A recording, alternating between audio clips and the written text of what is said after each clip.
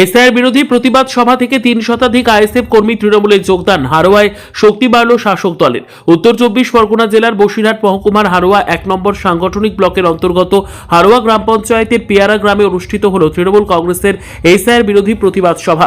ওই সভা ঘিরেই ঘটে গেল উল্লেখযোগ্য রাজনৈতিক পরিবর্তন। আইএসএফ নেতা বাদশা গাজীর নেতৃত্বে প্রায় ৩ শতাধিক আইএসএফ কর্মী মিছিল করে এসে আনুষ্ঠানিকভাবে তৃণমূল কংগ্রেসে যোগদান করেন। হারোয়া ১ নম্বর ব্লক তৃণমূল কংগ্রেসের সভাপতি শফিক আহমেদ নিজ হাতে তাদের হাতে দলীয় পতাকা তুলে দিয়ে স্বাগত জানান। তৃণমূলে যোগদানের পর বাদশা গাজী বলেন, রাজ্য সরকারের উন্নয়নমূলক কাজের শরিক হতেই তিনিও তার অনুগামীরা তৃণমূলে যোগদান করেছেন। অন্যদিকে শফিক আহমেদ বলেন, বিগত দিনে ভুল বোঝাবুঝির কারণে তারা আইএসএফে ছিলেন, এখন সেই ভুল বুঝতে পেরে তৃণমূলে ফিরে এসেছেন। এসআইআর বিরোধী প্রতিবাদ সভা থেকে বিপুল সংখ্যক কর্মীরা যোগদানে তৃণমূল কংগ্রেসের সাংগঠনিক শক্তি আরও বৃদ্ধি পাবে এবং আগামী দিনে দল আরও মজবুত হবে বলেই মনে করছে রাজনৈতিক মহল। এই টিএমসি দলটা খুবই ভালো দল।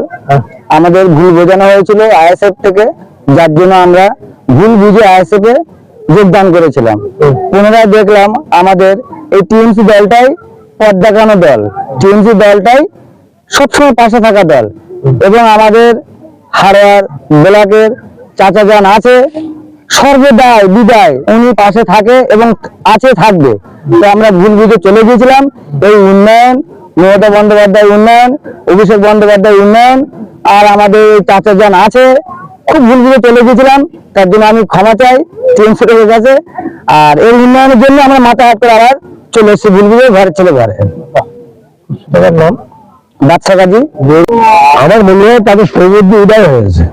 কারণটা হচ্ছে যে সারা বাংলা জুড়ে আইএসএফ নামক দলটা কোথাও কোথাও এক জায়গায় হচ্ছে।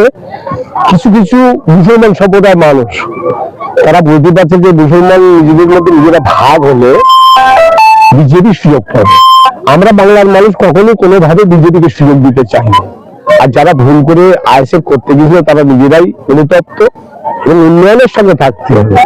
উন্নয়নের সঙ্গে থাকার জন্য তারা আবার জয়েন করেছে। এবং আমি এটা বলতে চাই যে যেখানে আইএসএফ করছে, স্বাধীন ভারত, তার সাংবিধানিক অধিকার আছে, অনেকেই অনেক দল করতে পারে, কিন্তু আমি তাদের কাছে বলবো যে বর্তমান যে সরকারটা চলছে সেই সরকারটার যে উন্নয়ন, যার মুখ্যমন্ত্রী জনদরদী জননেত্রী মমতা বন্দ্যোপাধ্যায় সর্বজন শ্রদ্ধ এবং আমাদের নেতা অভিষেক বন্দ্যোপাধ্যায় যেভাবে বাংলাটাকে এগিয়ে নিয়ে যাওয়ার চেষ্টা করছে।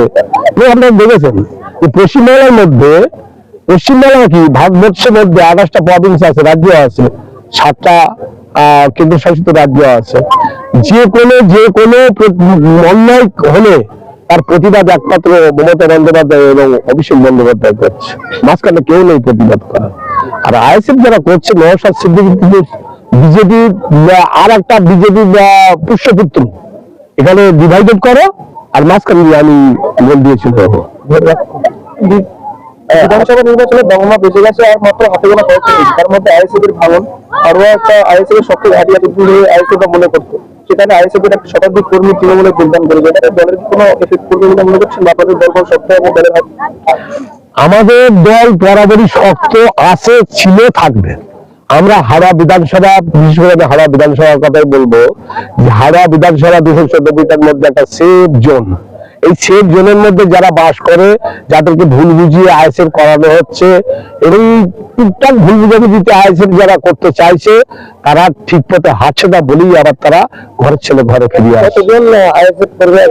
আজকে বাদশা গাজীর নেতৃত্বে প্রায় 300-র উপরে আইএসএফ যোগ দিল। এই বুথ থেকে না, বিভিন্ন বুথ থেকে এসে এই হাওড়া অঞ্চলের মধ্যে। আমার নাম শফিক আহমেদ।